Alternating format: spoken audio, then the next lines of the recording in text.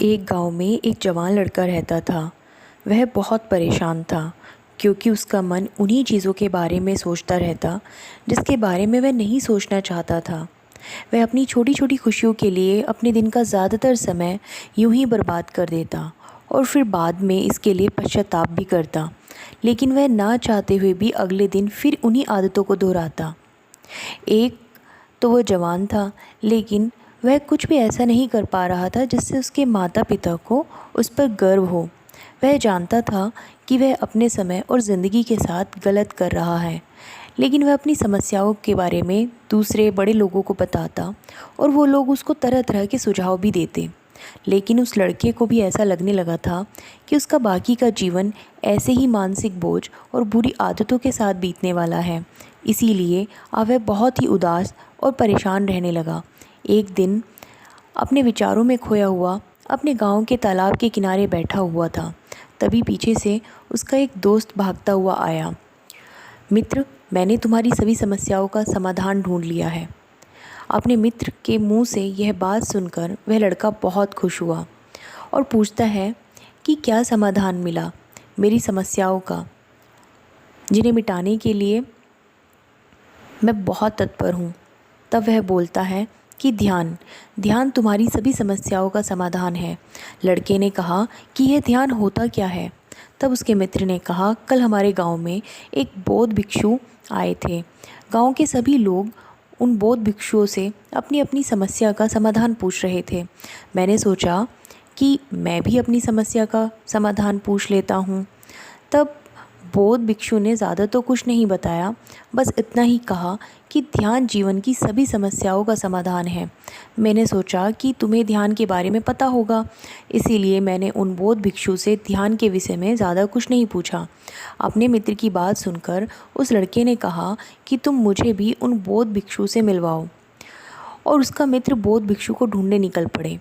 बहुत पूछताछ करने के बाद, खोज मशक्क़त करने के बाद उन्हें वह बौद्ध भिक्षु एक गांव में एक पेड़ के नीचे ध्यान करते हुए मिले। वह दोनों उस बौद्ध भिक्षु के पास जाकर बैठ जाते हैं और उनकी आंखें खुलने का इंतज़ार करते हैं। थोड़ी देर बाद जब बौद्ध भिक्षु अपनी आंखें खोलते हैं तो वो दोनों उनको प्रणाम करते हैं और कहते हैं, आपने तो बता दिया कि ध्यान जीवन की सभी समस्याओं का समाधान है, लेकिन आपने यह नहीं बताया कि आखिर ध्यान है क्या।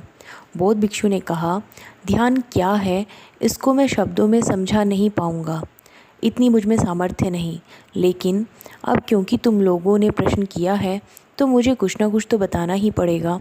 तो सुनो, ध्यान का मतलब है ना कोई प्रश्न, ना कोई उत्तर, ना कोई विचार और ना ही कोई भावना, ऐसी स्थिति जो हमारी वास्तविकता से हमारा परिचय करवा दे। इस स्थिति में पहुंचकर व्यक्ति के अंदर कोई भी प्रश्न नहीं रह जाता, क्योंकि उसके सामने सब कुछ स्पष्ट हो जाता है। उसे जीवन की व्यवस्था का पूर्णता आभास हो जाता है। लड़के ने पूछा, लेकिन ध्यान की ऐसी स्थिति को कैसे प्राप्त किया जा सकता है। बौद्ध भिक्षु ने कहा, ध्यान करना बहुत आसान है, क्या तुम्हें पता है। लड़के ने कहा, हाँ मैं बैठ सकता हूँ, लेकिन कितनी देर बैठ सकते हो। लड़के ने कहा, ऐसे तो कभी मैंने नहीं देखा, लेकिन जितनी देर ज़रूरत होगी मैं उतनी देर बैठ सकता हूँ। तब उन्होंने कहा कि आंखें बंद करके सीधे बैठना है। लड़के ने फिर पूछा, कब और कहाँ बैठना है। बौद्ध भिक्षु ने कहा, कभी भी और कहीं भी, बस जगह स्थान एकांत होनी चाहिए। लड़के ने फिर से प्रश्न किया, मेरे मन में यह गंदे विचार और मेरी बुरी आदत है, कितने दिन में छूट जाएगी। बौद्ध भिक्षु ने कहा, सिर्फ एक दिन में, अगर तुम 24 घंटे आँख बंद करके बैठे रहे तो। बौद्ध भिक्षु से आज्ञा लेकर लड़का अपने घर आ जाता है और ध्यान करने बैठ जाता है। जैसे ही वह अपनी आंखें बंद करके बैठता है, उसके मन में तरह तरह के विचार शुरू हो जाते हैं, जैसे क्या ध्यान करने से सचमुच कुछ फ़ायदा होगा, क्या मैं अपनी बुरी आदतों को छोड़ पाऊँगा या नहीं, क्या सभी लोग मेरी इज़्ज़त कर पाएंगे, मैं तो उससे प्रेम करता हूँ, लेकिन क्या वह मुझसे प्रेम कर पाएगी। ऐसा आखिर कब तक चलेगा। मैं बहुत सारा धन कब तक कमा पाऊँगा और अपने गांव का सबसे अमीर व्यक्ति बन जाऊँ। इसी तरह के और भी विचार उसके मन में लगातार आने लगे और वो ध्यान में था। उसको एक बात याद आई कि भिक्षु ने तो कहा था कि कोई विचार, कोई भावना नहीं होती। अपने विचारों को रोकने का प्रयास करने लगा, लेकिन क्या बहती नदी के पानी को कोई रोक पाया है? वह लड़का भी अपने विचारों को नहीं रोक पाया और आंखें खोलकर बैठ जाता है और सोचता है, आपके जीवन में बहुत से काम किए, लेकिन इतना मुश्किल काम मैंने कभी नहीं किया। तो वो बौद्ध भिक्षु के पास जाता है और बोलता है कि आपने कहा था कि ध्यान करना बड़ा सरल है, बहुत आसान है। तो वो उसके पास जाके उनको कहता है कि मुझे ये दुनिया का सबसे मुश्किल काम लगा। मैंने बहुत प्रयास किया, लेकिन मेरे मन में विचार उठने बंद ही नहीं हुए। भिक्षु ने कहा कि तुमसे विचारों को रोकने के लिए कहा किसने था? लड़का फिर कहता है, तो फिर विचार रहित स्थिति कैसे प्राप्त की जाए? आपने तो कहा था कि ध्यान में कोई विचार, कोई प्रश्न होता ही नहीं है।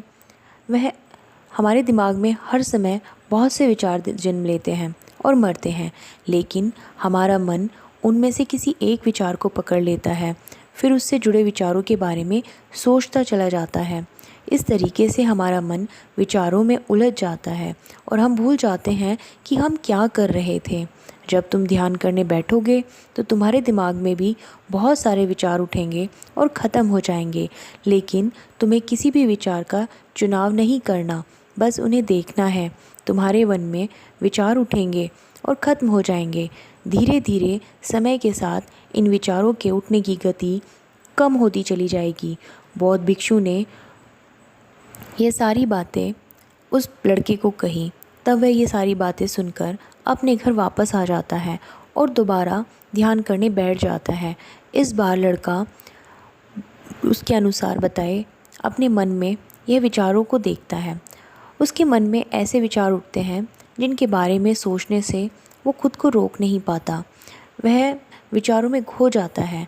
कुछ देर बाद उसे दोबारा याद आता है कि वह तो ध्यान कर रहा था, पर दोबारा विचारों को देखने का प्रयास करता है, लेकिन इस बार उसका मन दूसरी चाल चलता है। उसके मन में गंदे विचार आने लगते हैं। तब वो सोचता है कि ध्यान जैसी पवित्र स्थिति में ये अश्लील विचार क्यों उठ रहे हैं। वह अपने मन में उठ रहे अश्लील और गंदे विचारों को रोकने का प्रयास करता है, लेकिन वह रोक नहीं पाता। उसके मन में लगातार बस ऐसे ही विचार आते रहते हैं।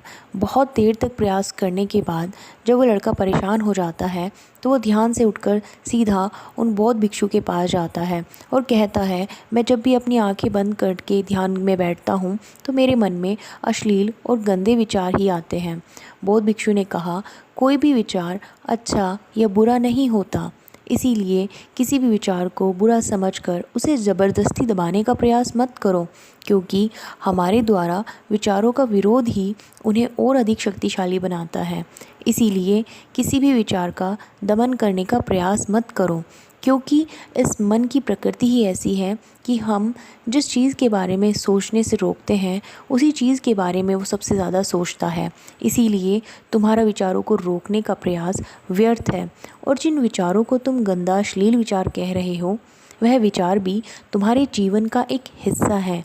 इंसानी जीवन को आगे बढ़ाने के लिए इन विचारों का उठना भी ज़रूरी है।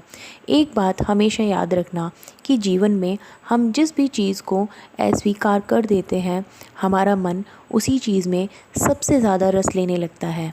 इसीलिए जीवन की सच्चाई को नज़रअंदाज करने का प्रयास मत करो। हर चीज़ को स्वीकारो, तभी तुम इससे मुक्त हो पाओगे। लेकिन इसका मतलब यह नहीं कि तुम हर समय काम वासना के विचारों में डूबे रहो। तुम्हें यह समझना होगा कि काम वासना हमारे जीवन का एक छोटा सा हिस्सा मात्र है, पूरा जीवन नहीं। जीवन के इस पहलू को भी स्वीकार करो और आगे बढ़ो, क्योंकि जीवन में इसके आगे भी बहुत कुछ जानने के लिए है। लड़के ने कहा, लेकिन हमारा मन हमारे साथ इतनी चालें क्यों चलता है? क्या हमारा मन ही हमारा शत्रु है? तब भिक्षु कहते हैं, नहीं, हमारा मन हमारा शत्रु नहीं है। यह तो बस उन्हीं चीज़ों को अनुभव करना जानता है जिसमें इसे आराम और आनंद मिले। इसीलिए जब हम कोई ऐसा काम करते हैं जिसमें शुरू में ही मन को आनंद नहीं मिलता, तो हमारा मन उस काम का विरोध करता है। भिक्षु ने आगे कहा, अगर तुम अपने मन से बुरे विचारों को ख़त्म करना चाहते हो तो अपनी आदतों को बदलो, और ये तभी बदल सकती है जब तुम्हारा मन होगा। तुम्हारा मन तुम्हारे काबू में तब आएगा जब तुम खुद को जानोगे, जब तुम ध्यान करोगे। इतना कहते ही वह भिक्षु खड़े हुए और एक हल्की सी मुस्कान के साथ उस लड़के के सिर पर अपना हाथ रख दिया। इसके बाद उन्होंने अपना भिक्षा पात्र उठाया और वहाँ से चले गए। वह लड़का उन बौद्ध भिक्षु को जाता हुआ देखता रह जाता है, लेकिन अब वह बहुत खुश था क्योंकि उसे अब अपनी समस्याओं का समाधान जो मिल गया था ध्यान के रूप में। वह समझ गया था कि उसे हर रोज़ ध्यान के लिए बैठना है और उसे अपने आते जाते विचारों को देखना है, लेकिन किसी भी विचार को पकड़ना नहीं है। समय के साथ वो विचार खुद ही गायब होते चले जाएंगे। साथ ही वह यह भी समझ गया था कि कोई भी विचार अच्छा या बुरा नहीं होता, विचार सिर्फ एक विचार होता है, इसीलिए विचारों का विरोध करना व्यर्थ है। दोस्तों, मैं उम्मीद करती हूँ कि आपको इस वीडियो से बहुत कुछ सीखने को मिला होगा, तो प्लीज़ इस वीडियो को लाइक और शेयर ज़रूर कीजिएगा और मेरे चैनल प्रीति चौधरी वॉइस को सब्सक्राइब करना ना भूलें। मिलती हूँ अगली किसी कहानी के साथ। धन्यवाद।